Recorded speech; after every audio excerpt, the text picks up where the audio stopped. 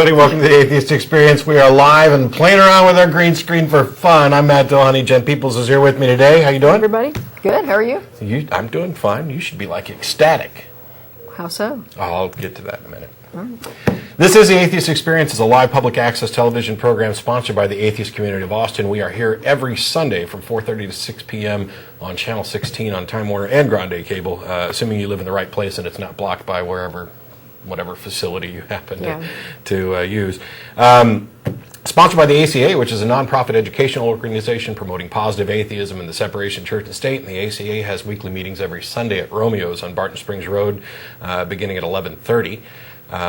Except for the first Sunday of the month when we host a lecture series at the Austin History Center located at the corner of 9th and Guadalupe. Today was the first Sunday of the month, but we didn't have the lecture, and I'll explain why in a minute. Next month's lecture will actually be Chris Comer, who some of you may have heard of from the debacle of sending out an email to notify people about a lecture on evolution and creationism and getting fired, and so she'll be here to talk a little bit about that stuff as well. You can check the ACA website for more information about the lecture series and more information about the ACA in general. It's www.atheist-community.org. You can go there to find out not only about where and when we meet, like the Romeo's Sunday brunch and the lecture series. After this program's over, we get together and go to Threadgill's, 301 West Riverside Drive. They'll have that address up. I'm changing the order just to mess with them because it's fun. We also do regular blood drives, food drives, street cleanups for Keep Austin Beautiful, things like that. In addition, and the audio portion of this program is available for download and as a podcast. The video is normally available at Google Video. However, as of last week, we are no longer able to upload at Google Video. So Don is frantically working to finalize our new potential hosting solution. And there's a couple other options that we're investigating as well. We'll have more information about that. The good news is that the video stream is, as far as I can tell, actually working, which means you can log in and watch it live. You don't have to just rely on the audio. Every Sunday at 4:30 Central, you can go to the address that they're going to put up on the screen here in a second, at least for now, unless we change things. It's ustream.tv/channel/the-atheist-experience. Hey, I got it right. You can go there and you can watch the show live. You can also participate in a raucous chat room in conjunction with the show if you're a very daring individual. This is a live call-in show. We'll have the number up for you in a little while. Normally what we end up doing is talking for a while because we love to hear ourselves speak. And then we'll put the number up and you can call in and explain what you believe and why, ask questions, discuss various religious beliefs, philosophical issues, whatever the co-host has decided to discuss today. And I'll let Jen go over that with you as well. In addition to this program, the ACA also sponsors a bi-weekly internet audio podcast called The Nonprofits. That's PROPHETS. You can go to nonprofitsradio.com for more information about that program. We were live yesterday and the week before, and the week before we did 3 in a row to make up for it. So we won't be, make up for missing one. We won't be live this coming week, but we'll be live in 2 weeks, which I believe is the 14th? 2 weeks from yesterday? 2 weeks from yesterday, 14th, 15th. 16th. 14, 15, 16. 16th. We'll go with 16. Yeah. Look it up. You've got a calendar. If you're watching on the computer, it's right down there in the lower right. Just click. You're good. It features Dennis Lee Bay, myself, Russell Glasser, Schilling, and Thad. Various people on various occasions talking about various topics. It's primarily geared more towards an atheist audience, whereas this program is geared towards anybody and everybody, which means that I have the opportunity to irritate some people and hopefully educate a few others and enlighten a few, who knows. But the big issue here is to try and alleviate some of the misconceptions that people have about who atheists are, what atheism is, what we believe, what we don't believe, why, and maybe address some of the disconnect that seems to occur between religious individuals and non-religious individuals. Specifically, and since we have to share space and get along, it'd be nice to find some kind of common ground and ways to deal with conflicts. But mostly, I'm also interested in what you believe and why. If you happen to disagree, if you think there's a God, if you have some kind of evidence for the existence of God, if you want to explain your particular beliefs because you think they're justified, great. You can call in, and if you don't get through on the phone today, or if you don't want to, you can email us at tv@atheist-community.org. That goes to myself, the co-host, some of the people behind the scenes. We cannot possibly answer all of them. I'm 50 or so behind at the moment, but we do read all of them, assuming you get through the spam filter, which you can avoid by putting AETV in the subject line, and that will make sure that your mail is most likely to get to us. We do answer a ton of them, though, between me, you, Tracy, Don, Russell, Jeff, everybody. Martin. Frank. Everybody is digging in and answering as many emails as we reasonably can. But thanks to the fact that we are now hosting it as a podcast, streaming the show live, and getting mail from all around the world. I mean, just this week in my email inbox, if I were to start putting pins on that big map in my room, I wouldn't have been able to answer emails. It would have just been, I'm going to pin, Denmark and Japan, and so we really appreciate what the internet has provided us with the opportunity to reach out to so many people, especially with the opportunity to let people know that you're not alone. And if you're the kind of person who has been sitting around thinking that, I'm weird, I'm the only atheist, or I'm just going to keep my mouth shut and stay below the radar for fear of rocking the boat around my religious family members, etc. You can know that you're not alone. Know that there's probably an atheist or free thought or secular or whatever organization in your area or close to it, and if there's not, you can actually start one. It's not really that difficult. Ours started with an ad in the newspaper. So welcome everybody. What have you got for us? What have I got? I got some emails. It is. It's email. Email. We get. This is going to be fun. Yeah, we get some really good emails.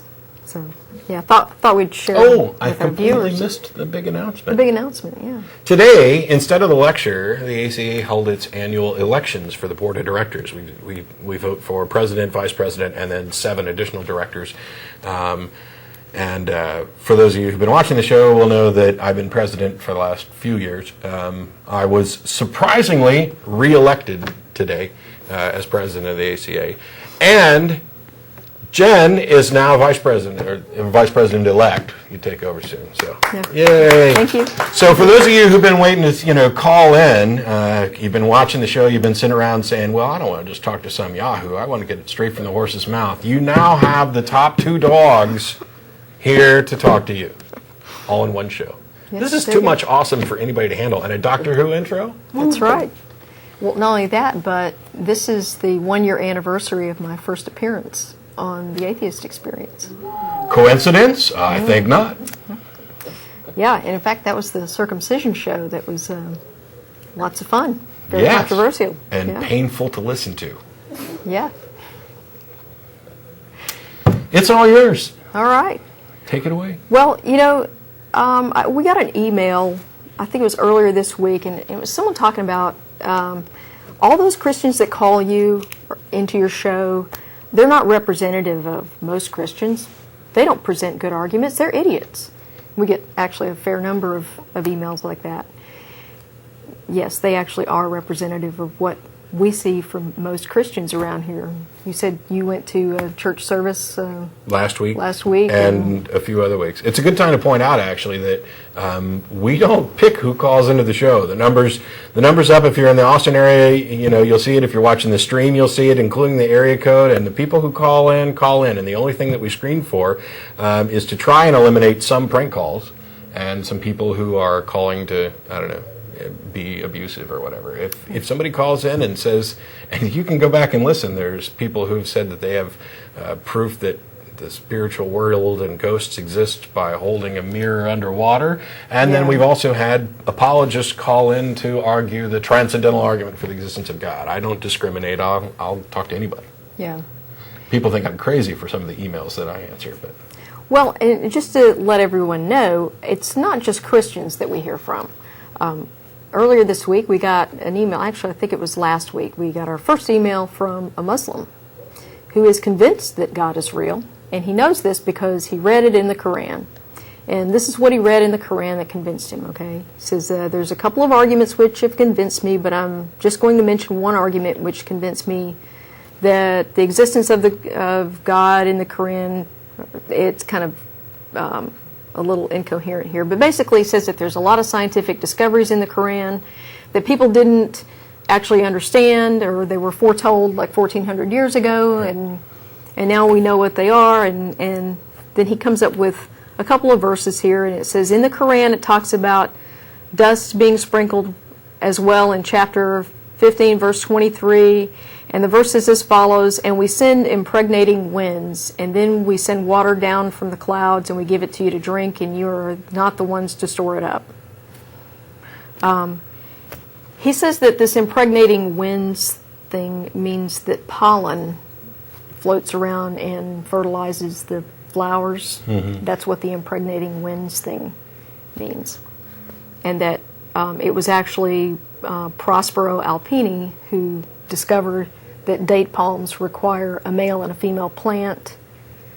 And this was some, let's see, I think it was something like 1580 or something like that when Alpini made his discovery. Mm-hmm. Okay. And so apparently he believes that the Quran foretold Alpini's discovery. And so I responded to him that there's early evidence that people were cultivating dates for food as early as about 6,000 BCE, and certainly they were in widespread cultivation even throughout the Middle East by around 4,000 BCE. So I think that by the time Muhammad got around to writing his stuff down in the Quran, some 5,000 years almost had passed. Humans had probably figured out that you didn't get dates unless you had a male and a female plant. Even if they didn't completely grasp the idea that there was a right. male and female plant. And by the way, it's worth noting that even if this would have been something that wouldn't have been necessarily known or widely known, there's no link between a point like this, that impregnating winds, which is really not the winds that impregnate, but if you're going to speak kind of poetically, I'm fine with that. There's no link between a book says this to the reason the book says this is because God revealed it to somebody. It may have been the case that people simply began to learn and discover things, and some people discovered them at different dates than other people did, or had some basic understanding, like you're talking about cultivating dates and things, that here's the thing, Arab culture was on the cutting edge until the Quran was written and took over in a theocracy, and since then it's been stagnating, while everybody else catches up and passes them as far as technological breakthroughs and stuff. Now, if you're going to argue that the Quran is the divine word of Allah, you'd think that it would improve things, that it would further facilitate discovery and understanding instead of retarding progress. He also mentioned the male and female. It gets even better. It gets even better because I responded to him about that humans knew a lot about date cultivation even before Muhammad wrote the Quran, and he comes back. He's like, but there's something else that says, "Holy is He that has created everything in pairs," because dates have a male plant and a female plant, and so then he goes on to say that he's made two specific claims, and that. First, that everything in this world has a male and a female, and the second is that impregnating winds foretold pollen, which no one before this verse was able to understand. Okay, and then he goes on to say, either you can show me something which has only a male type or only a female type, or you can show me through history books that somewhere in the world has made the discovery of pollen and what did it before this verse was revealed. Well, first of all, on point one, New Mexico whiptail lizard, female only. Okay, they reproduce by parthenogenesis, or actually it's a direct clone. So there you go. There's also a species of ants that was recently discovered that they're only females. So it does happen. Parthenogenesis is well known in reptiles and insects. I think there's an account of shark parthenogenesis yes, as and well. Sharks, yes. That's different. It's more of a spontaneous parthenogenesis. It's not a species that typically produces asexually. And you don't even have to go with lizards and stuff. You can go with asexual living things as well. Things that the Quran doesn't seem to tell us about, like bacteria. Yeah. what is not observed is parthenogenesis in mammals. That's never been observed. So all you Virgin Mary people, keep that in mind. Plus, if you're going to claim parthenogenesis to explain Jesus' birth through a virgin, Jesus was a girl. Exactly. Parthenogenesis necessarily is a direct clone of the female that it came from, which is why all those lizards are just females, because they don't have that chromosome. Anyway. And the second thing about that impregnating winds thing, it says that it foretold pollen. No, it didn't. That's a pretty vague statement, and it doesn't actually say anything about pollen. And if you were going to tell somebody something useful about how to pollinate flowers to get like a higher harvest or anything, you might want to tell them that it was the bees that are doing most of the work for you, because only about 10% of plants are pollinated through either not through animals or insects, and of those about 80% of that's pollinated through wind, and the rest is pollinated with water.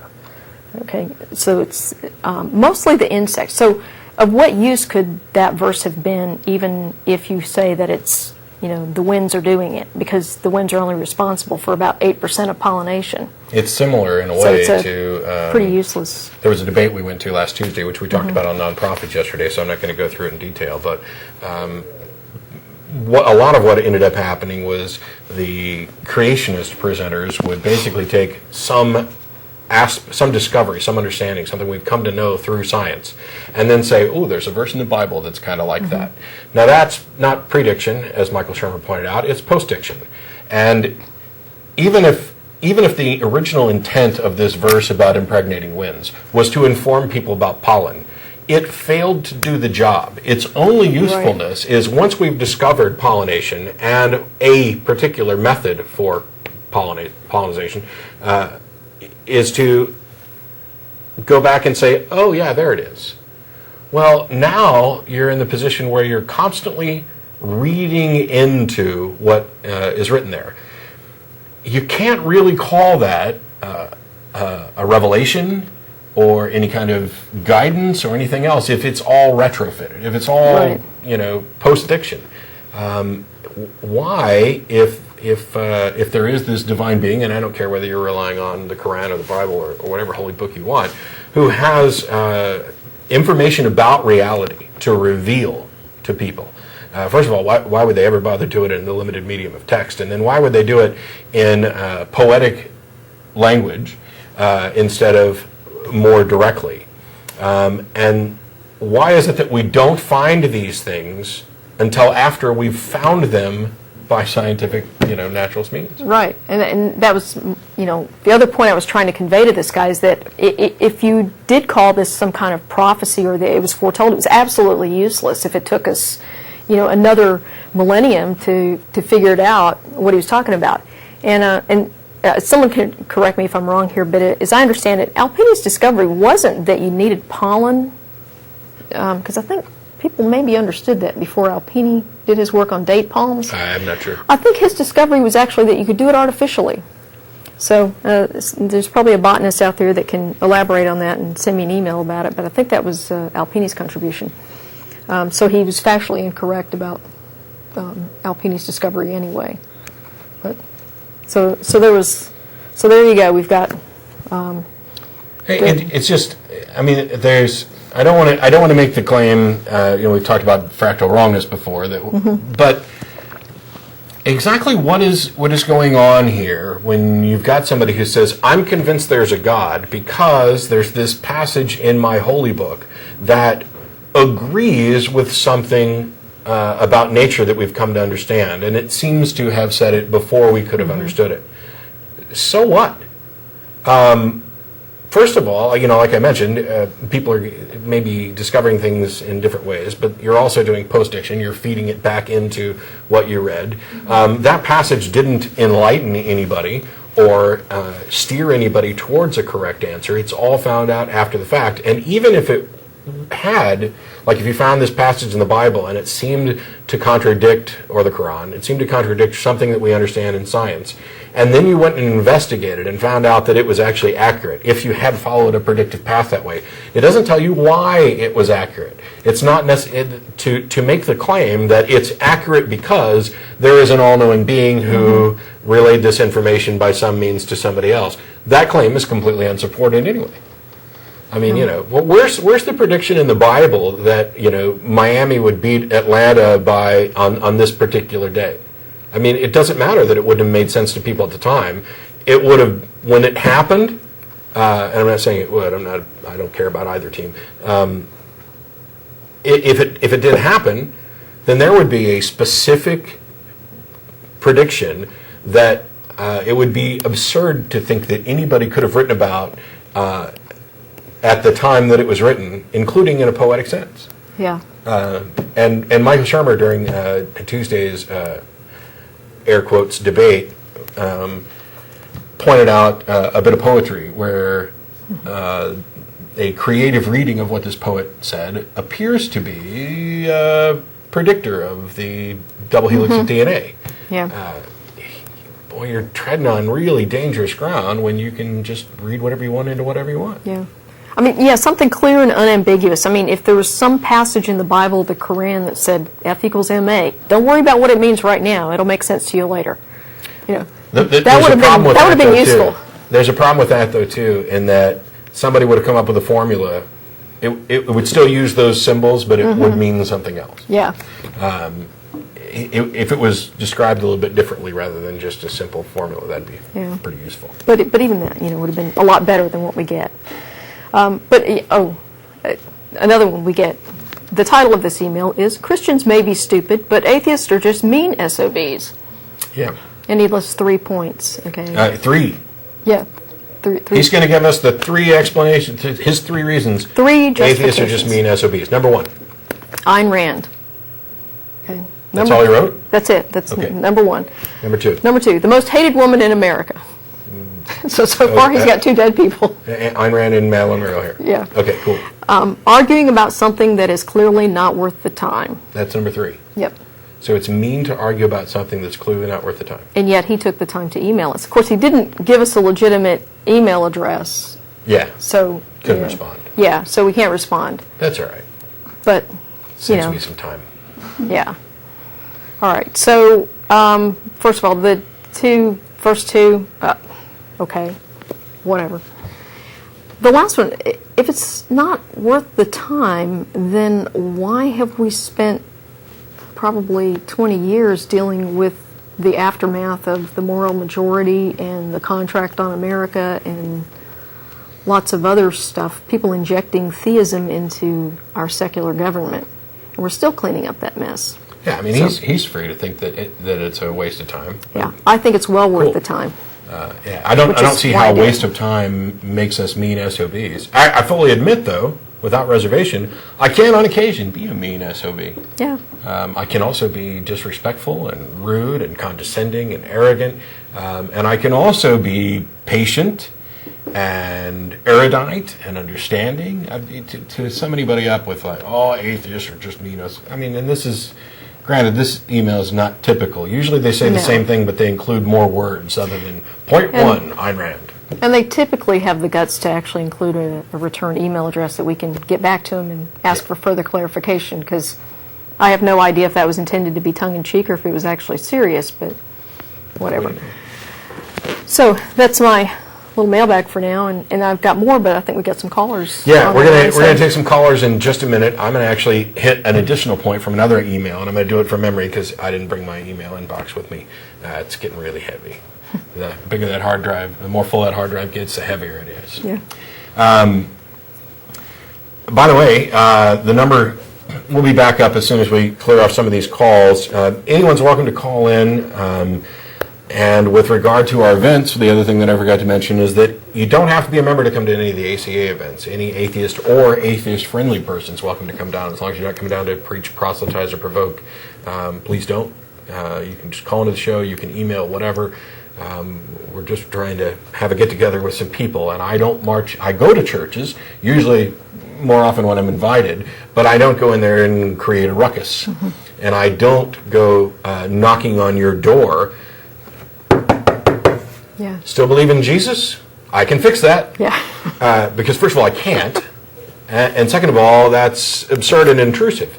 We do the show, and if you want to watch, great. And if you don't. And if you want to call in and you want to talk, do so. One of the emails I got was from somebody who, their teacher, they're in a science class at, I presume, a high school somewhere. I haven't discussed ages or anything. And their science teacher explained evolution in a way that was very difficult for them to understand, or not really understand. It was very difficult for them to buy into. And when they, assuming their explanation of what their science teacher said is correct, I can completely understand. Because the implication was that adaptive traits are something that is almost consciously or a willed act. Yeah. Essentially, the idea that whales evolved from some form of land mammal was portrayed by the teacher as there were these wolf-like creatures who spent so much time in the water that they gradually adapted to the water and then became whales, which is only true in a very, very vague and simplistic sense. It's not like they said, "Oh, I really like the water. I'm going to make sure that I, grow a tail or lose some of this hair, make it easier." It's evolution is simply change over time, and there's no direction, there's no end goal, there's no conscious motivation or will to become something else. Change happens, and those entities that are best adapted because of the change for the environment that they're living in at the time actually the ones that are worst are selected against. And those that have the more beneficial traits reap the rewards of this. Now, but how does a wolf-like thing turn into a whale? Lots and lots and lots of time. That's the part that we're really bad about grasping, are these vast expanses of time, vast expanses of distance, etc. But this conversation got sidetracked because she kept wanting to make appeals to the Bible and Jesus and why she believes what she believes. And I said, it's fine that you believe this stuff. And she's like, well, I wouldn't think that anybody would be able to make up this stuff about Jesus because somebody who was there would have said something. And I said, well, you do realize that there are no confirmed eyewitness accounts, and she was only referring to the Gospels. Yeah. A lot of including Christian scholars, think that John may have actually been John the Apostle, and so was therefore possibly an eyewitness. But there's no confirmed eyewitness accounts in any of them. And she's like, well, what do you mean? Matthew was a disciple, and clearly he was an eyewitness. The book of Matthew wasn't written by Matthew. We don't know who, well, I can't say it wasn't written by. There's no good reason to think it was, and there are plenty of good reasons to think that it wasn't. The book is actually anonymous. We don't have any of the early... Oh, by the way, I'll just save us time. This is a Bible, the NIV. Don't have to listen to an atheist.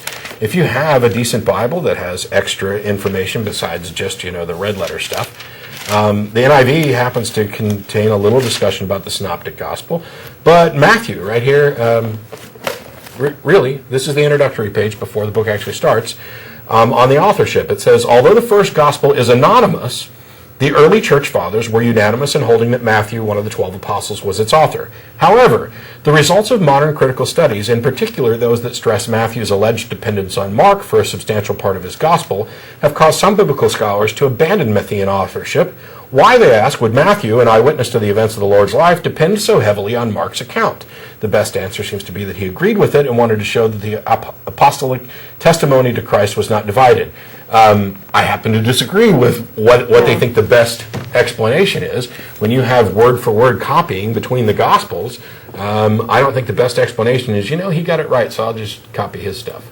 I think that when you have a bunch of anonymous books that are written decades, if not further, from the events that they purport to describe, that you are on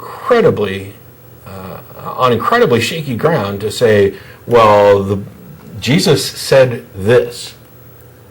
Okay, first of all, outside of the Bible, there's no confirmable evidence that there was a Jesus. I'm not claiming that there wasn't. I'm just saying that all those neat little events from his life aren't recorded anywhere other than the Bible by any contemporaries. I mean, sure, a century or so later, somebody would say, "Oh, this happened," but I mean, where's the account of the birth, the crucifixion, the trial, the healing, the walking on water, the speaking to crowds, the various miracle accounts? Where's the extra biblical account of Matthew's claims that Herod killed all the firstborns? Where's the extra biblical account of the zombies during the day of crucifixion that rose up and walked into Jerusalem?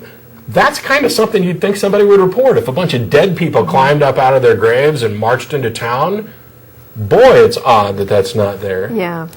And when you add all this together, at a minimum, no matter whether you're a Christian or not, at a minimum, you have to admit, if you're honest, that this is not a book that you should dogmatically assert as true. At a minimum, you have to go that far. And if you don't, I don't know what to say. She was of the opinion that, hey, Matthew, Mark, Luke, and John were written by Matthew, Mark, Luke, and John. Well, how convenient that most Christians seem to have that kind of perception, despite the fact that in most Bibles, and a casual search on who wrote the Bible will demonstrate that there's a lot more questions than answers. The problem is that if the churches made this common knowledge, it's not like they're going out of their way to hide it. The information's there. But if they stood up on Sunday morning and said, now we are not sure who wrote the Gospel of Matthew, but we're assuming that it might have been the Apostle Matthew because of its particular Jewish slant, and here's a potential eyewitness. People in the pews would go, huh? And that's I think one of the problems that we end up facing. I'm not going to go into details on arguments for Jesus' historicity or anything else. All I'm saying is that if you come from this point of view that this book is the infallible or nearly infallible, God-breathed scripture of a higher power, and that you have a good rational justification for this, that there's evidence to support the reliability of what's in here, you're simply wrong. It's fine for you to accept it, and it's fine for you to accept it on faith if that's what you're comfortable with. But to assert that you have a rational justification for this is simply false. But anyway, we want to go ahead and take some phone calls. We've got Russ in San Antonio. Hey guys, congrats on the election. Thank you. Thank you. I'm really happy for both of you. We both ran unopposed. Yeah. So. Yeah. That's not much of a victory then. Yeah. But it just means everybody was scared of us. Well, I think you guys are probably the two best anyway. Oh, thanks. Well, thank you. Okay, you can stop sucking up now and get to your question. I've got a little story for you that you guys are going to love. Okay. Especially you, Jen. Okay, I asked my best friend to call in because it's his story, but he totally refused. He said, no way. He said I could call in and tell his story, I swear, if I use an alias. I can't say his name, so can I call him Bob? Sure. Okay, this is totally true. Like I can verify it anyway. Yeah. Yeah. You're going to want to look this up after I get done anyway. Okay. Okay, I'm 25, he's 28, he's 3 years older than me, but we've been best friends all our lives. Okay, we grew up together. I actually introduced him to his wife. So he wouldn't lie to me about something big. Okay. I have no reason to doubt him, is what I'm saying. Okay. He's a doctor, okay? He's a very well-known doctor, and a few years ago I got upset because he actually went to Africa for a couple of months to take part in a medical study. Okay. And I didn't know what it was at the time until I saw the pictures when he came back. And he told me they specifically went to East Africa to determine that circumcision can reduce HIV transmission. Okay. Not that they went to see. He said they went to determine that. In other words, he swears to this day it's a completely dishonest study. He said they got 1/3 of the way through the study, and their results were not favorable in their eyes. In other words, they determined that anyone who has smegma is less likely to contract HIV. That would be any man with foreskin or any woman with a labium. So apparently they stopped everything 1/3 of the way through the study and switched the whole process. And what they did was basically take about 1,000 uncircumcised Kenyans who were about 70% HIV positive, 1,000 circumcised Kenyans who were 20% positive, and put them in rooms. And when the European fact checkers, came along, they said, wow, 70% of the uncircumcised Kenyans are HIV positive. Okay, so they took this to the UN, they took this to the World Health Organization, which basically bought it up. They said basically the next day, the UN now advocates circumcising Africans. But the thing is, they never completed their study. They even admit that in their writings. They also said it would be unethical for anyone to try to disprove them. It would be unethical. In other words, if you went and tried to disprove them in East Africa and did a similar study, you'd be scorned in the medical community for being unethical. Not just because you're going against them, but because if it's true, you would actually be doing harm by doing the study. That's what their objection was. Well, he tells me there's 4 ways in which you can know that this is a lie.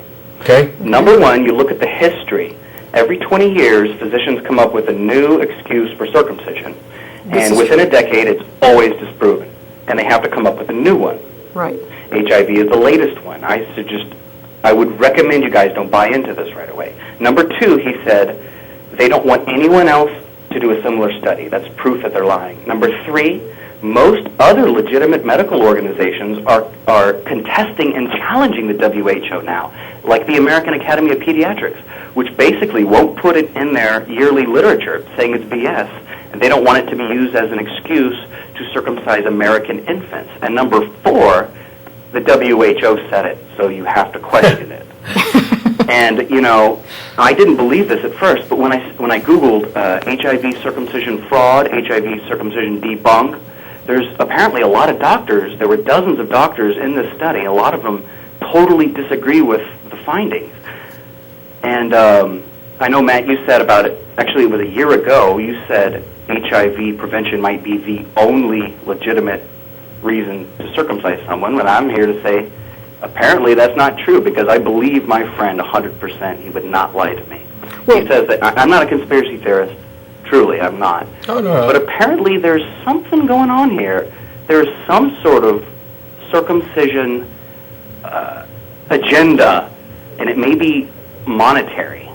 Because I once knew a doctor who told me that all doctors know there's no benefit to circumcision, but they get $300 every time they do it. Yeah. So they try to... Jen a year ago did a show on this very subject, her first one, right. And covered some of this. That's probably the show you're talking about, where I said that May 4th. that this may be the one and only case. Matt, I love you, but you were wrong. Well, no, I was right. Well, I was right because you can't I always said believe every medical study, because sometimes they go in with a pre-written... Can I finish my sentence? I'm sorry, Matt. I was right because I said it may be, based on the data that I had at the time. Right. I wasn't making an assertion that this is a case where circumcision is the best way to go. Matt, you're the most open-minded person. You always look at evidence. Yeah, and while I haven't checked yours out, I know it. I don't find it unbelievable, and it's certainly something worth looking into further. So he's in the room with me, and he refuses to call in because he's scared. Well, ask him if he would. Fine. Ask him if he would email me. Okay, he's willing to email you links to other doctors who were there, but that's all he's willing to do. He won't even say his name. Okay. Okay. That's fine. No. Now, I don't fault him for it. If he, we're talking about his potential livelihood. We're talking about the United Nations. Everybody disagrees. I'm not afraid of the UN. Yeah. They don't want to take on the UN. The UN doesn't want to take on the UN. Can I ask you guys a question? Yeah. Why would anyone want to advocate circumcising the world? If there's no real proof. Apart from money and the fact that it's become kind of mythical in the aesthetic area, the only justification I can come up with is religious. Well, there is a psychological component to this. And you see this actually in Africa in cultures that circumcise women, and I use that circumcise women, not to trivialize what's done. That's a labiodectomy. Yeah, just to, It's mutilation. yeah, it's all Well, if you mutilation. cut off the clitoris, that's totally different. A labia is technically foreskin, so if you cut that off, that's fine, but it's not what they do. Well, actually, mostly that's what they do. The most severe forms of female genital mutilation are also the rarest forms, and the most severe forms of male circumcision are worse than most of what happens to women and girls, which, like I said, is not to trivialize any of that, because No. none of it's right. I'm just saying none of it's ever been proven to have any medical justification, and every time they come up with one, it's disproven within 1 decade. Right. Now, I guess I have a couple of points here. One is that if you go to Africa and you look at the cultures that practice some form of genital cutting on women, first of all, there's no culture that cuts women that does not also cut men. Right. So those two are linked. The second thing is that if you look at who's cutting the women and who's advocating it, it's other women. And so you ask yourself, why would any woman advocate doing this to her daughter? And part of it is that they have to justify what was done to them. And so I think a very similar thing is going on when we're talking about male circumcision. There's a lot of men who advocate it. And if you ask parents, and people have asked parents who are in the process of making this decision for a male child, a lot of the men, it comes down to, well, I think he should look like me. Yeah. Well, if you talk to a circumcised man, show him a uncircumcised penis, they say that the immediate reaction is he has to make fun of it. I mean, it's just inevitable, and it's almost like, boy, that's more complete than mine. I better make fun of that and say that it's inferior in some way. My parents could not have degraded me. They must have enhanced me in some way. So I'm going to go my whole life saying I was enhanced, when in fact might not be the case. Well, I can say it's almost certainly not the case that things get better when you cut parts of a functional organ off. Apparently, it's better to have your entire birthday suit minus your umbilical cord. Pretty much. Yeah. At least as far as we can demonstrate medically. Russ, I gotta let you go, but thanks a lot for calling in, and have your friend feel free to send us an email with whatever information or links he wants to. Okay. We may come back and touch on this topic more as soon as we get more reliable information. Well, and a phone call, no slight to you. All right. Thanks, Russ. All right, take care. We've got Jason in St. Charles, Illinois. Hello? Oh, no, that's Steve in Seattle. Hang on. This is Jason. No, that was correct. Who's this? You had Jason before. Okay, so this is... So this is Steve? This is Jason right now. Okay, then I'm right now. Yeah. All right. This is Jason from St. Charles. Okay. How you doing? Good. Doing.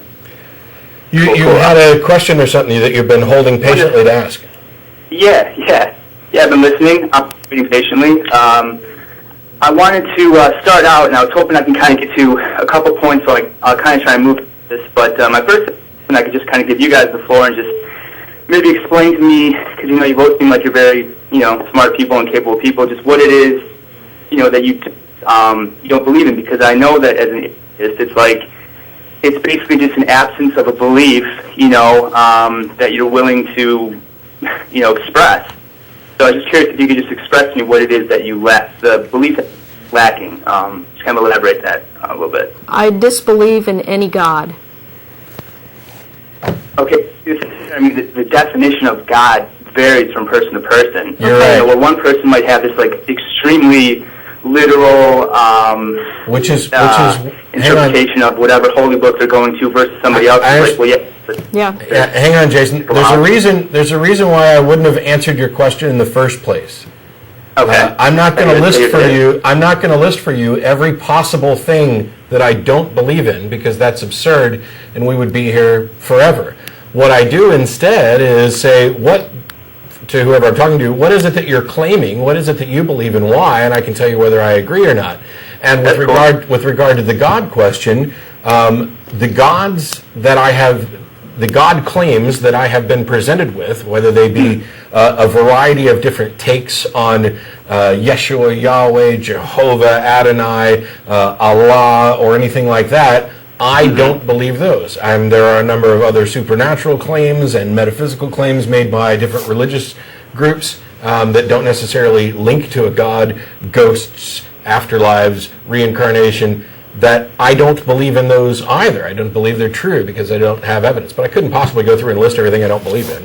And okay. If somebody defines, this pen as God, well, okay, I obviously believe it exists. I think they're rather stupid for calling it God because you've put a label on this that, based on normal usage, just doesn't apply. Right. Yeah, and I think the word God has all these connotations that go along with it now. So it's like someone says, like, yeah, I believe in God. You have to have this, like, well, what do you mean by that? And then you could have either skepticism, or you can go into elaborating on different things, which I commend you guys for doing. So I just want to say that, because there's definitely been times in my life where somebody who's very ardently religious will say, and they think they have these ultimate answers, and then they're like basically kind of trying to force them on you. You're like, well, I don't really grasp what you're saying, or I have this question about that, but they won't even explore it. So one of the things I just want to, say is that for me, it's like my definition has to be more realistic, and I guess it's just like it makes more sense to me in my mind that like there's this consciousness sort of precedes the material, I guess you could say, and some people are like, well, it doesn't make any sense, but all these like yoga masters, like they meditate, and what they do is like they clear out their mind, so it's like their mind becomes almost in the background, and like they're just in touch with consciousness and awareness, and you're using a lot of buzzwords that to me don't make any sense until you explain them further. Yeah, I was going to ask you what you mean by that. To not be in touch with your mind, but to be in touch with consciousness. Yeah. Why would you think this assertion that you made before, that there's some consciousness preceding the material? Yeah, like the disincarnate preceding the incarnate kind of thing, basically.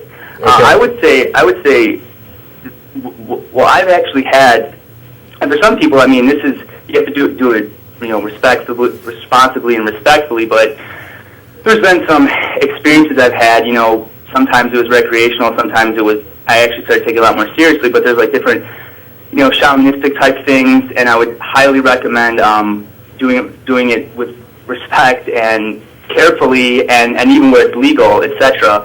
But those experiences for me have just like opened my mind and my eyes. So you're talking about getting high and pondering the universe. No, not. You see, that's a connotation, Matt, that you described to me, and you don't even know me. You used done this, Jason, you said where it's legal. What's legal? Well, that's an example. Like exploring the cosmos. I could say psilocybin mushrooms. Sure. I could say I could say cannabis, I could say iboga. That's right. So you're talking about getting high and exploring the cosmos. I'm not saying there's anything wrong with that. I'm just clarifying. That's a connotation, I would say. I'll go ahead and say it's a connotation. And okay. So you're talking about trying pharmaceuticals in order to help possibly expand your mind. I'm just clarifying what you're talking about. Well, yeah. I would say using not even pharmaceuticals, but using like different plants that grow naturally on the earth, and those are pharmaceuticals. I would describe them differently. I would say pharmaceuticals are man-made, and you could also patent. You do realize that aspirin comes from the bark of a tree, right? Yeah. What's that? You do realize that aspirin comes from the bark of a tree, right? What I'm telling you, yeah, but pharmaceuticals, so you can patent pharmaceuticals. Whatever, it doesn't matter what you label it. Get to whatever it is you're claiming. I wasn't even objecting. Let me say this: if somebody wants to get high, especially where it's legal, go for it. I'm just clarifying what you're talking about. Right on, cool. And obviously too, Matt, like the overuse of anything is going to be a problem. So I'm not like advocating somebody's just like stoned all day and then they try and come up with all the answers. I'm saying that those experiences will open someone's mind to the fact that like there's different there's different frequencies of consciousness, that sort of thing. And really, to me, it's just sort of what does that mean? What does things that are mean, different integrated and, frequencies of consciousness? So that happens for me, and there's other ways to do it that are, you could just do it through taking a walk, just introspection. But those are very heightened high ways to do it, I guess you could say. And so basically, so that has led me to, was never raised religious. Both my parents are leaning towards atheism. I discuss it very openly with them, and they make very good points. But my mom, some of the discussions we've had, she kind of is finally starting to, she see what I see, and my dad and I, we totally don't even argue anymore, which is the coolest thing. I'm to the point now where I don't need to argue with anybody. I don't want, with you guys, I don't want to disprove you, whatever. I just want to talk and explore what's going on, because I think a lot of stuff he says has merit. And I think that's what the problem is. Some of these people, they're so ardent in their beliefs, it's they shut you up from anything you have to say, and it's so frustrating because you're trying to communicate with them, share something real, and it's they just totally shut off the conversation from even happening. Or and I'm trying to get better where it's if somebody makes a counterpoint, I don't have to prove them right. I just want to Here's the thing, Jason. I'm trying to figure out exactly what it is that you're talking about, other than found God in a bong. That's just rude, and that's just making fun of somebody who does something different than you. I don't appreciate that. I mean, that's not what I'm saying. And cry me a river. I'm trying to understand something, and you're talking about it'll tune you into the fact that there are different frequencies of consciousness. That is meaningless talk. Explain what you mean by that. I would say, Matt, one of the primary things, and this is what happens when people meditate and so forth, is it'll tune you into the fact that you're one with nature, you're one with the cosmos, and everything is integrated. And it's ineffable in a way, but that is essentially what is imparted to you at that level of consciousness. And to me, that's where a lot of these different notions come from. And even ancient civilizations, they would practice this kind of thing with their shamans and so forth, and they got it down to a science. And they got it down to a science. First of all, you assert that oneness. Hang on. First of all, you assert that oneness with the universe is a fact. That's not something you've actually demonstrated. Second of all, you're relying. How am I going to demonstrate? Your ass is on hold now. Second of all, you are asserting that the pathway to understanding this is by chemically altering your brain so that it is working in a non-standard method, and that this opens you up to truth. That may be the case, but you'd actually have to demonstrate it. All you can do is say that this is the experience and this is the understanding that I gained from this altered state of mind. You haven't done anything to demonstrate that it's true, and that's what matters. You there? Is he on hold? Oh, first we were rude, and then I put you on hold, and now you've hung up. What did you smoke before you called? I don't mean to just, Jen wasn't trying to just make fun of you. It's a serious question. You discovered God in a bong. It's a serious question. You'd be surprised how many people have discovered God in a bong. And in a bottle. And then they email us and tell us about it. And in meditation and all of these other things. And I'll agree that you don't necessarily, you can take the chemicals out of the equation. And let's just do meditation, and we're going to think about the world that we live in. We're going to engage in an attempt to reach out to the cosmos and find truth. Maybe you'll come to some sort of epiphany. Maybe you'll gain a better understanding about who you are or what the universe is. But whatever understanding you come to needs to be demonstrated as true. The mere fact that you've had some experience or epiphany, or that you have a view of the universe, does not demonstrate in any way that the view is true. No more so than Paul's Damascus Road experience demonstrates to anybody else that Jesus exists and is the Son of God. That's the kind of thing we're talking about. And if you are engaged in this with chemical additives as well, then you may still discover truth. I'm not saying that that's impossible. What I'm saying is, when we analyze this from an external perspective, which is more likely? I mean, do you think that I've never been high in my life? Do you think that I've never tripped out before? I watched a piece of pizza turn into a lizard from an M.C. Escher painting and crawl across over to the side. I have had hallucinations like that. So what? I felt one with everything, but that doesn't mean I am. That's the problem.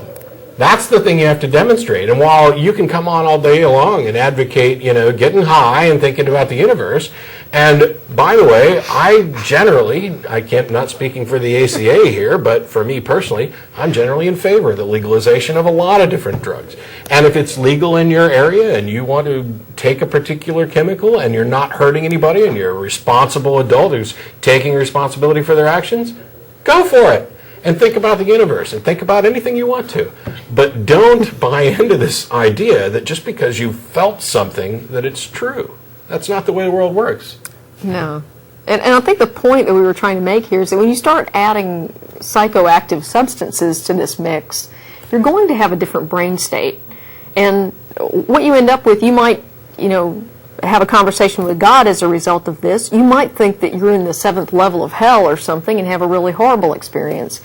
And there's no way to know in advance what you're going to experience, but it doesn't mean any of it's real. Yeah, I'm not putting you down for your desire to explore, to think about the big questions and big issues. I'll applaud you for that. What I'm saying is that the conclusions that you seem to be advocating, you haven't done anything to demonstrate that they're anything more than, ooh, I feel this way about it. How is your claim any more real than the person who has never taken any psychoactive substance and just says, I just feel this giant wave of joy over me whenever I talk to God? Okay, you're experiencing something and that's how you express it. What's true? That's the only thing I care about, is what's true. Now, if you claim, as some, there are ministers, Ray Comfort's done this a lot, that he can prove God exists to somebody inside of 30 seconds, and that all they have to do is hit their knees and sincerely ask God to reveal himself to them, and he will. Well, I'm sorry, but I've done it. Most of the co-hosts and people participating in the ACA have done this, and yet there hasn't been a single revelation. Oh, well, you guys just weren't serious enough or sincere enough. Oh, so it's my fault. It's my fault that after spending 25 plus years as a Christian and wanting to become a minister or do whatever it was God wanted me to do, and wanting to fulfill my obligation under 1 Peter 3:15, and wanting to be the best witness for Christ that I could after years of slacking off and being sincere, spending years studying the Bible and hitting my knees in prayer, asking God to reveal himself and give me direction, I wasn't sincere enough. But Joe Bob, who walks down the aisle at the revival because he feels guilty about cheating on his wife, he gets the revelation. Pull the other one. We got Steve in Seattle. Are you there? Hello, Steve? Steve in Seattle. I was going to say sleepless, but he might have gone to sleep while he was waiting. Sorry, Steve. Scott in Columbia. Are you there? Are we having problems with our phones? Hello, Scott in Columbia. I'm here. Oh, All right, good. go, cool. Oh, I was just about to give up on you. No, we're getting the calls quicker, and I'm going to talk less. You go. Okay. Okay. What do you got? Yeah, I just have a fairly quick question for you, really, because I've been talking with my friends about how atheism and agnosticism are not mutually exclusive and that sort of thing. Mm-hmm. Right. And how agnosticism, at least in the modern sense, putting aside that stuff from Huxley, is is whether you know or whether you claim to know, whichever side you're on. Okay. On the word "know," that word is still hotly contested in philosophy. Is there some sort of standard definition of "know" that is used for this problem, or is it just put your own definition of "know" on it, and then you've got an even bigger definitional problem? I'll do this anyway. Yeah, you'll do this one. 'Cause Sorry. that was your lectures. No, there's no agreement on what no is, but there's a general consensus, if nothing else, that we're talking about a colloquial understanding. Can we get the weed off my back? Yeah. Get talking about the colloquial knowledge. I gave a lecture to the ACA. It's actually available online. You can watch, and I think it's just called Belief. But my general position is this, and yes, this is my own definition, but I can justify why I use these particular definitions. Belief is acceptance of a claim as true. Right. Most of the time when we say we believe something, what we're saying is that there's some claim and I'm accepting that it's true. You can believe things to varying degrees of certainty that approach but never quite reach absolute certainty. So if your definition of knowledge is absolute certainty, then we don't know anything other than the esoteric and the logical absolutes that we keep hammering on about, which I won't go into. But how we normally use the term know, when we normally talk about knowledge, what we mean is that we believe something to such a degree of certainty that it would be absurd and potentially worldview altering to discover that we're mistaken. So I, for example, I believe my car is out in the parking lot. I believe this to a high degree of certainty because I drove it here and I parked it there. But I've been in here for a while, and it could have been towed or stolen or something else. So I can't claim to know it, but I'm pretty sure it's out there. I know this is a pen, and the reason I can say that, and it doesn't matter that I don't have absolute certainty or complete understanding of this. I'm talking about whatever the hell it is that I'm actually holding or experiencing as holding. I'm going to define it as a pen, and I am as certain about this pen being right here as I am about anything. That's my take on knowledge. And I don't know that there's any other definition of knowledge that I find remotely as useful as that. And it's why also that I would say that Gnosticism and agnosticism they're not separate from theism and atheism. They are subsets because knowledge is a subset of belief. Here's everything you believe. I'm making a big circle for those who can't see it with my head in the middle. And then we'll say that the area occupied by my head are those things that I know or claim to know. That there's maybe a radiating degree. I'm making up diagrams on the fly. Varying degrees of certainty up to or approaching absolute certainty. Is that clearer or clear as mud? I put him to sleep already. Yeah, I guess so. No, I mean, the video's delayed, so I haven't even been watching you on the video. Oh, that's fine. Well, I mean, you heard me on the phone, though. But now I see you making all those arm gestures you were talking about. Yeah. Is that clearer? That's at least my take on knowledge. I don't claim that it's anybody else's. I do, however, claim that it's the single best definition of knowledge anybody's ever come up with. Yeah, okay, that's fair. I mean, since walking out of a philosophy class a couple semesters ago, I've actually been more in the externalist camp on the philosophical question where you don't even know if you know. You know, there's not a standard for that. So I was probably in the least useful definition possible, at least on the philosophical world, you know. I think most tend to go for. Oh, you probably can't hear me. I would guess that, barring my own personal definition aside, most would tend to begin with justified true belief and expand from there in order to correct the problems with justified true belief. But I'm not going to do another lecture on that right now. But if you go to the ACA site and go to the lecture thing, you can actually watch what I talked about then. All right, thanks. Thanks, Scott. Appreciate it. As a reminder, there's 26 minutes left in the show or so. After it's over, everybody involved, except for me today, gets together and goes to Threadgills on Riverside. There's the address. Any atheist or atheist-friendly person is welcome to join us. The show's on until 6 o'clock. We get down there around 6:30 or so, and you're welcome to come down and have some dinner or drinks and conversation or whatever. We got Steve. Are you there? Steve from Minnesota. Yes. Hello. How are you? Hi, I'm good.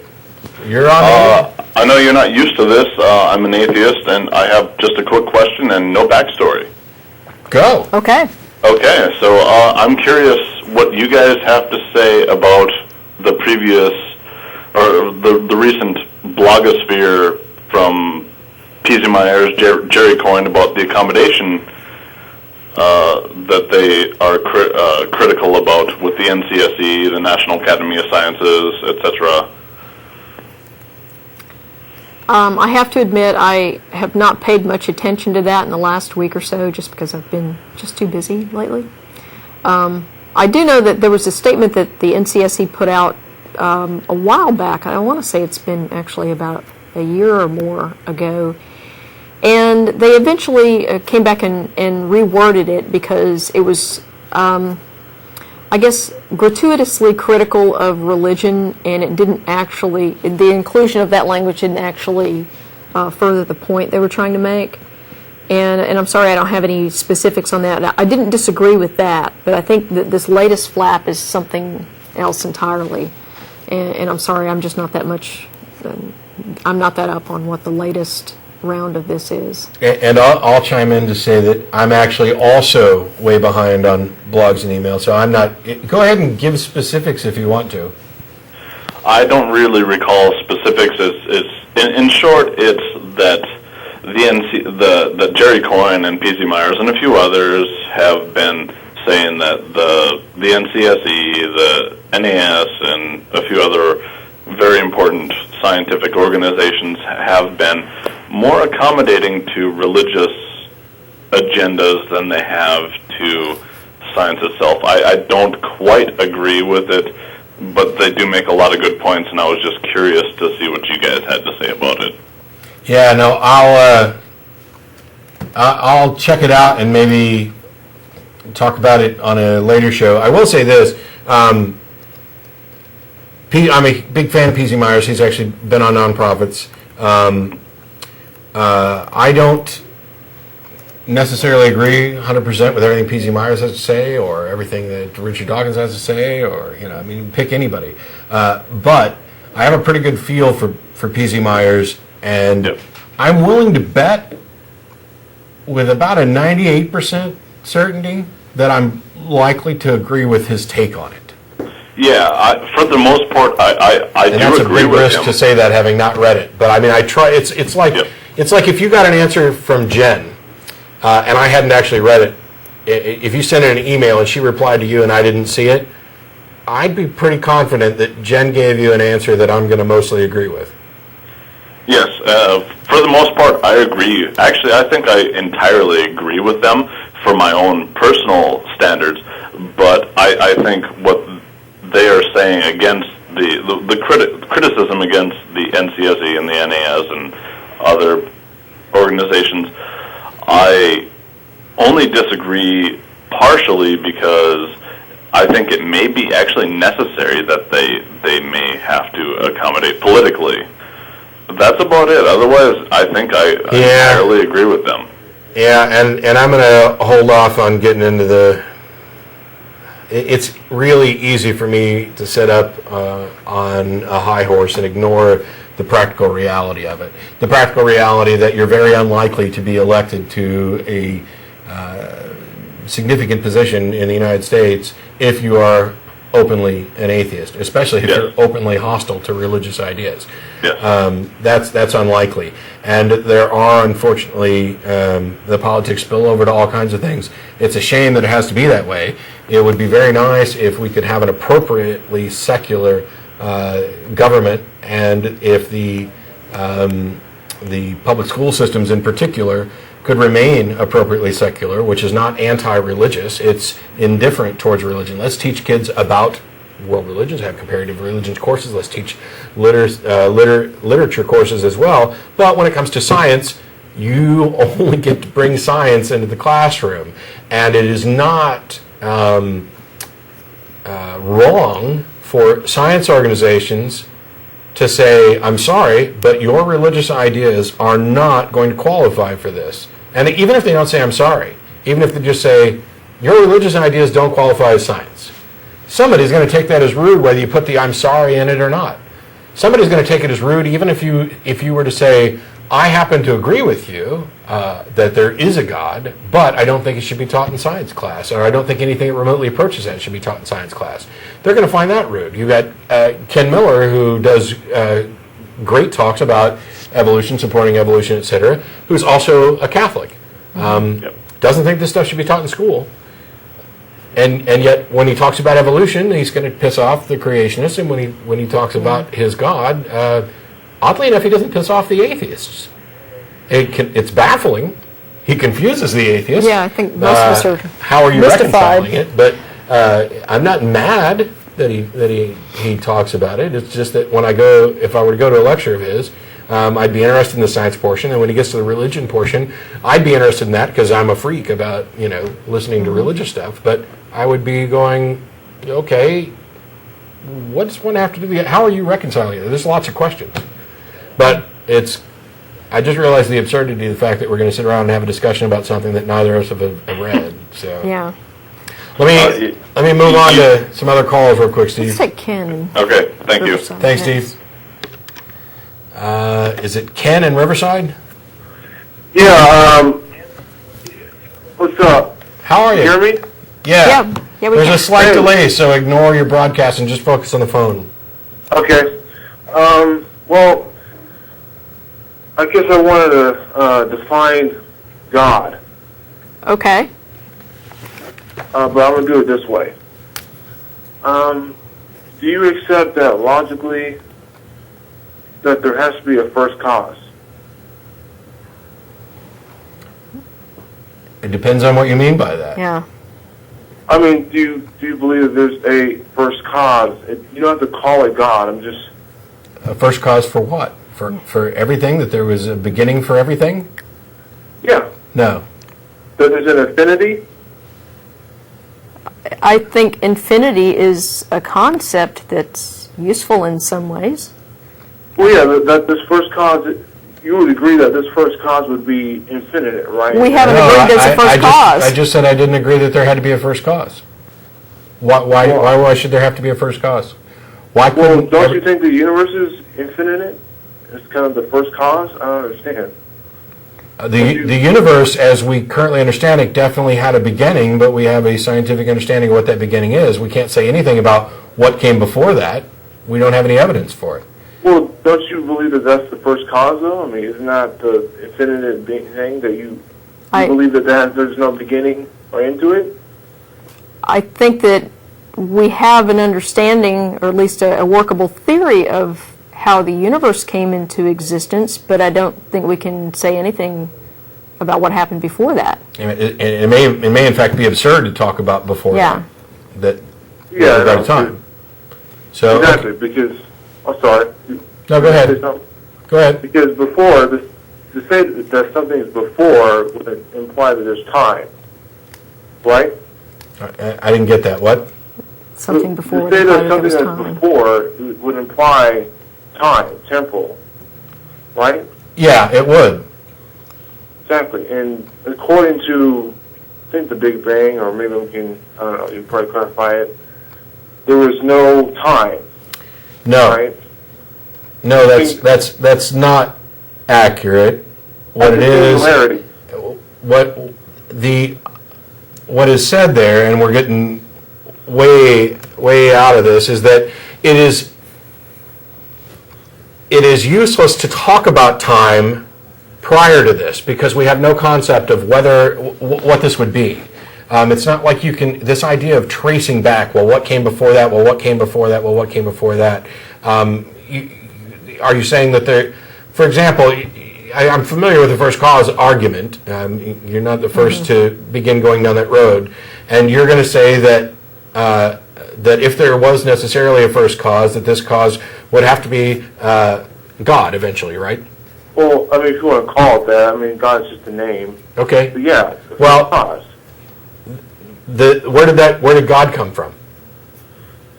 Well, that's why I was going into the first cause. I mean, do you believe that there's an infinite number of causes? I mean, if there is, then how do you? I mean, that's like saying is like believing that there's a round square. I mean, you can't apply it. You can't show that. It doesn't make any sense. Your question, which attempts to establish a dichotomy, doesn't make any sense. You asked if I believe there were an infinity of causes, and that this is. Do you believe there's an infinite number of causes? An infinity of what causes? Infinite number of causes. An infinite number of causes. Yes, because time is going to go on. There's going to be an infinite, well, you're never going to reach an infinity. There's no actual infinity. It's not something you get to. But we're going to have causes forever. Yeah, but that doesn't make any sense, though. It's not illogical. No. No. Look, here's a cause. I'm causing that pen to hit the desk. Hey, and the pin hitting the desk caused there to be a sound. Yeah. And that caused me to hear the sound, and that caused me to want to tell you about the sound. You get that? Well, I mean, just like you said, if there's an infinite number... Hello? Yes. Yeah, we're here. If there's an infinite number... There's not an infinite number.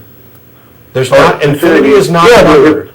But if time was infinite, we would never have gone here, right? Just like No. We've been there right? before. No. That's... You weren't saying that? No, that's a No. fallacy. You're using infinity as a quantity, and that's not accurate. That's not what it is. Okay. It's a concept. It's not a What is number. it? Okay. It's not a number. You can't get to infinity. There hasn't been an infinity. There's not an infinite number of steps between A and B. You're trying to use infinity as a quantity, and that's not correct. Well, okay. So you're saying it's just a concept, it's just an idea, you can't apply it to reality? Take a circle. Exactly. If you start somewhere and you start moving around counterclockwise, when do you end? Never. Well, You can keep going counterclockwise around that circle forever. Right. That's the concept. It's not a number. That's a reason why actually we use that little sideways figure 8 for it. Yeah. Hello? Yes, Yeah, you're we're here. here. Okay. Well then, if that's the case, then why do you believe the universe is infinite? Because the universe is a thing, right? So it can't be. It's just a concept. Honestly, it's more than just a concept. It's reality because you believe the universe is infinite, You're right? confusing the map with the place. The fact that I think that that infinity is a concept. It's something we use to conceptualize a non-ending sequence. 3.33333, continuing on forever. It's not like you ever get to a final 3. But that doesn't mean that I necessarily believe that the universe, as we understand it, had to have some kind of beginning, or that I would define it as infinite. Now, it may be the case that the universe, in some form or another, has always existed. That's one possibility. Mm-hmm. There's also the multiverse idea that you've got a universe that springs out of something else, but at some point you're conflating two ideas: the universe that you experience and whether or not it had a beginning point, which, by the way, it did, and we've identified it and confirmed it as the Big Bang through actual measurements of cosmic background radiation. Something I think Mark here would actually like to give a lecture on one of these days when I can get him to do it. The follow-up question to that Big Bang thing, don't do it, is what caused that Big Bang? And the answer is, we don't know. And anybody who asserts that they do know is lying. They need to present evidence to confirm what they're saying. Okay, what do you mean when you say they don't know? Are you saying that the singularity, there's no evidence for the singularity, or what do you mean by that? First of all, the singularity is a concept. I'm talking about what happened before the Big Bang. You think that there necessarily was some timeless entity that caused it, and presumably intelligent. And I'm saying, what's your justification for that? Because, I would say that because logically there has to be a first cause, and that's the most rational thing to say, that there's some kind of first cause that set it off or created the singularity out of nothing, however you want to put it, and got us to this point. Okay, let's just for the sake of argument, since you haven't heard anything else I've said, go ahead and assume that there had to be a first cause. Is it intelligent? Yeah, because... How do you know? Because the first cause obviously would have to be would have no limits. Why? There have to be limits. Why? Because if there's any limits, then it wouldn't be the first cause. You'd have to figure out where that came from, that limit. First cause and unlimited are not equal. And they're certainly not equal just because you say so. Well, I never said... You just did. Yeah. I'm saying as far as logic goes. I think you're confused about logic, because you've done nothing but present things as being equal when they're not, and I fail to see anything that even approaches a validly structured or sound syllogism anywhere. Yeah. I mean, look, a series of unsupported assertions is not logic. I said that let's just go ahead and grant that your claim is true, that there had to be a first cause. And my question was, if there had to be a first cause, is it intelligent? And you said yes. And I asked, how do you know that it was intelligent? And your answer was that it had to be because it was the first cause. Yeah, because that's what, well, yeah, I mean, because, okay, do you want me to describe it? Okay, let me describe. I want you to tell me how you know that this first cause is necessarily intelligent. Oh, I know through logical deduction, scientific inquiry, and biblical revelation. That's how I know. What's the logical deduction and scientific inquiry that supports your claim? Well, I guess just as far as the singularity or the space-time theorem, it, let's see, okay, the space-time theorem basically says nothing at all about intelligence. Well, I was going to get to that. Well, you can't use A to support B unless A has some link to B. So if there is no scientific theory that addresses, let me finish, if there's no scientific theory that addresses intelligence, you don't get to prop up a scientific theory and say that it supports intelligence. So what's your argument for intelligence? Okay, the fine-tuned nature, the fine-tuned laws. These laws popped into being right after the Big Bang, like I think a split second. So that really shows that there had to be some kind of intelligence that not only set the singularity off, but to create and these, or not create, but why does that demonstrate there has to be an intelligence? Because these finely tuned laws are so finely tuned for what? For creating black holes? That's what the universe is finely tuned for. Yeah. No, for life. No, wait a minute. Are you saying that the universe is fine-tuned for life? Is that what you're saying? For us. Yes. Okay, you do realize that we don't exist in most of the universe. Most of the universe is very hostile to life. Well, I know that. I know that, but I would say that this first cause, which we happen to call God, created the universe just for us. That's pretty evident, don't you think? Why on earth would you think that? Well, because it's in the Bible? Loves us. Well, yeah, that, and obviously this guy would have to be all loving, but that's another thing. Well, let me ask you something. Is this God omnipotent?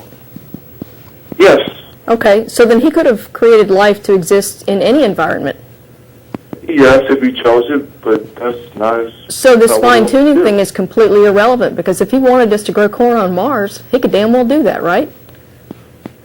Well, no, I wouldn't say that the fine-tuned universe is irrelevant. It's relevant for us to exist. Well, that's a choice. But an omnipotent God could have made us exist in any environment, right?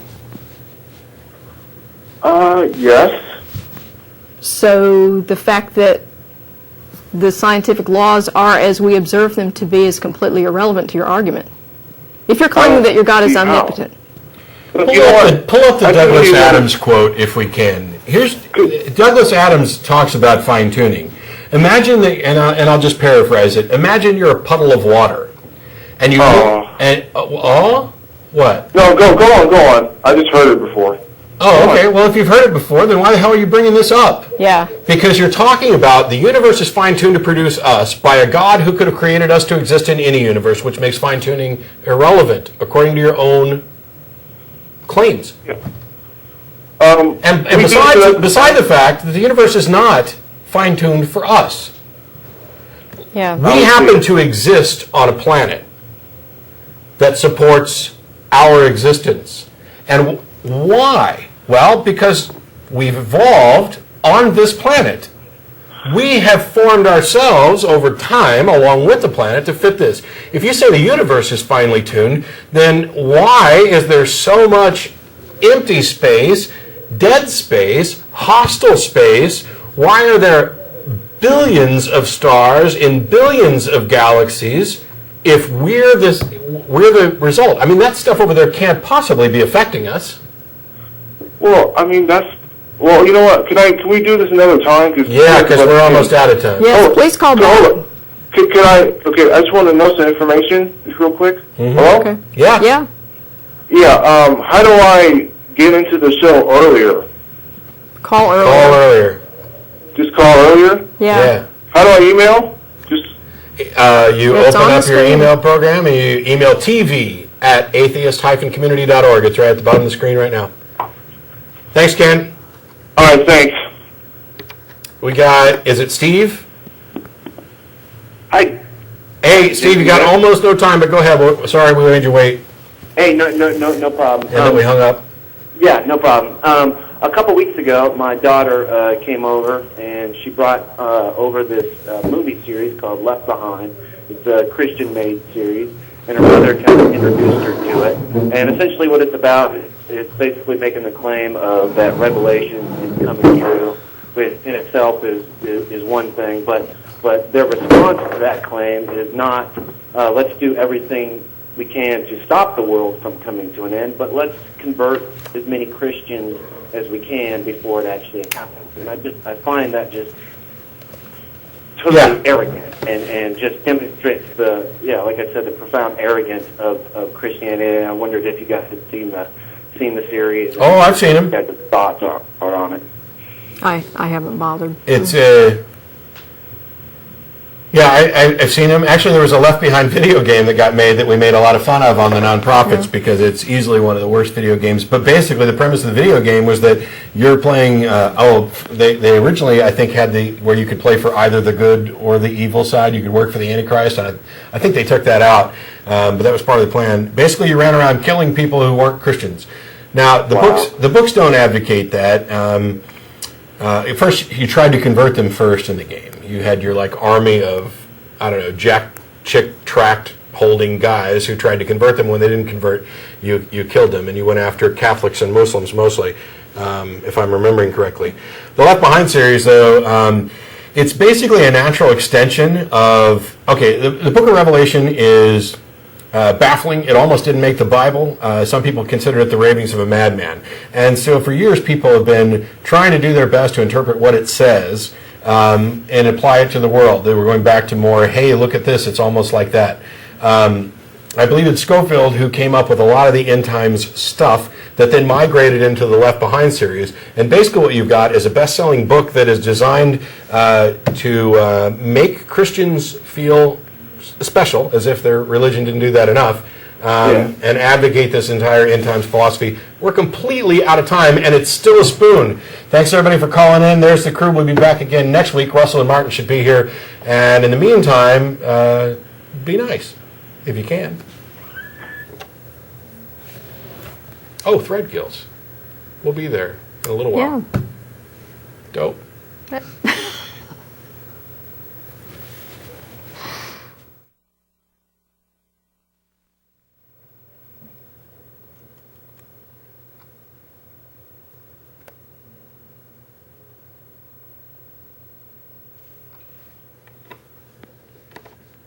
Julian in Hamilton, New Zealand. Hello. You're calling us from New Zealand? Yeah, I am, yeah. How you doing? Good, is that Matt? Yeah, and Jen's Hey, here. Matt, hi, Jen. Hi, how's it going? Pretty good, pretty good. Have you had a caller from New Zealand before? No, but I ought to hang up on you since you guys are responsible for Ray. Well, I'm glad to be the first. Okay. So, welcome. What do you got? I just had a pretty quick one. I've been getting interested in debating the young earth creationists on various forums and YouTube sometimes. And it tends to get a little crazy. I was just wondering if I could get your take on and maybe a little bit of advice, just by giving you a little example of something. Okay. This is just a quick example, young earth creationists using science and ignoring science and all the rest of it. And basically, we had a little conversation that went like this. And my yek said to me that Hubble the discoveries had proved that all the galaxies were moving away from Earth at the same rate. They were all the same, and this proved that Earth was at the centre of the universe.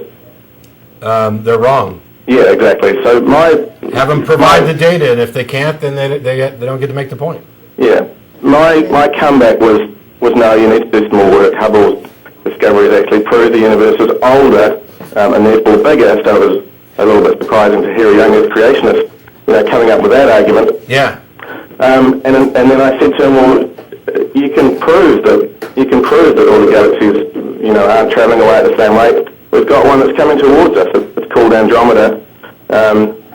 And then he went on to say that, well, Hubble only had a very rudimentary telescope, and it was only the ones that he could see that were moving away from us at the same rates. And then I said, well, you can see Andromeda with the naked eye. And then he called me a liar and blocked me. Yeah, this is an example of just lying for Jesus. It reminds me of the people who used to claim that NASA calculations discovered the missing day from when the sun stopped. Yeah. It's simply not true. Somebody heard something from somebody else who they trust, whether it be a minister, a friend, or some creationist website, and they took that bit of information and morphed it into their particular script, and I refuse to stay on script with them. Okay, prove it. Well, I can't. I mean, you could have to go look this stuff up. I've already looked it up. I already know what Hubble actually discovered, and so does Mark. And I even have a T-shirt that says "Science, it works, bitches," and on the back is the graph of the cosmic microwave background radiation that confirmed the predictions made by the Big Bang model. Sure. So basically, there's really nowhere to go with people like that. It's just, well, I've given you the information. You can go and look it up, or you can ignore it, and that's the end of it. Honestly, I think so. I don't end up having to deal with too many young Earth creationists. Even the guys who did this debate with Shermer, they weren't young Earth creationists. They were day-age creationists, which is... a day is a billion years long, that kind of thing? That kind of thing, yeah. It's kind of like... I put young Earth creationists in the same category, almost. I don't put them completely in the same category because they're... Well... The show's over. They're victims of what they've been taught. But I put them roughly in the same category as the people who think that there's a huge conspiracy of reptilian aliens. Their claims are so far divorced from reality, from things that we've understood for many, many, many years. And they trot out, this particular dating method's unreliable, and this is unreliable. And they'll say things like there's no geological column. All the things that Kent Hovind and others have talked about, and all those things they've been bringing up. Yeah, they've been bringing up all those kind of things, and it gets kind of confusing because I haven't come across a lot of these people before, and I'm like, well, it's pretty obvious that there's going to be no convincing done on my part. So I'm almost at the stage where I'm like, well, I'm just going to leave you to your crazy world. Go to YouTube and look for a guy by the name of Potholer54. Sure, I'm subscribed. Okay. His videos that are relatively short that go into detail on young Earth models, particularly where he's debunking Hovind and stuff. Yeah, he's very good. Those it's better than what I'm going to be able to tell you. No worries. All right, well, nice talking to you, Matt, and see you, Jen, and see you next week. All right, thanks a lot. Cheers, bye. All right, who's this? Guess who? George. George. Hi, Jen. Hi, Matt. How you doing? Good. How's it going? Hi, George. It's going good. Guys, I have to ask you something. What is it with this sudden onslaught of people going on and on, even more than me, about first causes and logical abstractions? Did the TAG thing launch all of this? I don't know. No, tag. Tag is something that most people even stay away from. The guy that called in about first cause wouldn't even have been able to get 5 words out about tag. First cause is William Lane Craig's baby, and along with the Kalam cosmological, and for some reason it seems to be like the first apologetic that Christians are taught, like in seminars. Like if you go to a Christian apologetic seminar, and Chuck actually went to one recently, this is their big money maker, because the idea, the concept of infinity is so difficult for people to grasp, and like he was continuing to use it as if it were a quantity, which it's not. And it's difficult for all of us. I don't even pretend that I completely wrap my head around it. I think it would be absurd to say you did. But it seems very reasonable to say this had a cause, and the thing before it had a cause, and the thing before it had a cause, and therefore at some point, either this cause thing's gone on forever, which makes no sense, because saying it's gone on forever automatically implies, your argument implies a starting point when you're simultaneously refuting the starting point. But that's what I don't understand. I mean, don't any of these people even know the history of their own apologetics? This is what Aquinas is getting into. No, nobody. I kid you not, outside of a couple of seminary students, nobody knows the history of the apologetics of Christianity. No average Christian sitting in the pew, unless they have taken time out to go spend time studying this stuff in detail, really knows any of this. It's just, I kid you not, somebody asked me the other day if I thought the calls we got to the show were representative. And once upon a time, my answer would have been, no, probably not. Probably we get more of the nutcases. Well, I've been to too many churches and around too many people. I've seen preachers make worse arguments than some of the people that call into the show. Oh, come on. Last Sunday, the guy said that he used to put turtles up on fence posts. You hear me talk about that? No, that sounds like a shell of a discussion. This was his argument against evolution. He used to put turtles on fence posts so that people driving by would go, wow, that's kind of weird, huh? A turtle get up there on a fence post. And he said, obviously, it was put there intentionally. But evolution would have you believe that the turtle saw a truck coming, sprouted wings, flew up on top of the fence post, and then said, oh, I don't need these wings anymore. I kid you not, this was the preacher in front of Promised Land West. I don't know how many hundreds of people there. He's doing this. That's dumber than half the stuff that's come in on calls. And I'll tell you something. That Andromeda galaxy can't get here fast enough. Yeah. I'm hoping to catch one passing by on the way so that I can avoid the collision. But can I make one semi-helpful suggestion? Perhaps when one of these people, I don't know either, maybe I can't, but when these people start getting into this stuff, perhaps the graphics folks could flash a word up in back of you, the word being epiphenomenon, so they could understand. Yeah, because that's going to solve this. Yeah. Well, you never know. It's going to send them off for dictionaries. Yeah. Hey, George, did you like it last week when I hung up on you? That was outstanding, but you know what? I told them you would appreciate it. I won't do that this week. I prophesied it. What's that? I prophesied it. Oh. Now, it's not written down anywhere, but I'm declaring now that I did in fact prophesy it, and you can't prove that I didn't, so I must have. I cannot prove you wrong. I will now worship at the altar of George. All right. Hey, take care, guys. See you later. Thanks, George. Ciao. Bye. Bye, George. We'll give George the last word. Those of you who are on hold, it's becoming a tradition. George gets the last word for the post-show. And I have somebody waiting to talk to me, and then I have stuff to do. So those of you on hold, sorry. Call in next week. Russell and Martin will be here, and we'll see you then. Bye. Peace out.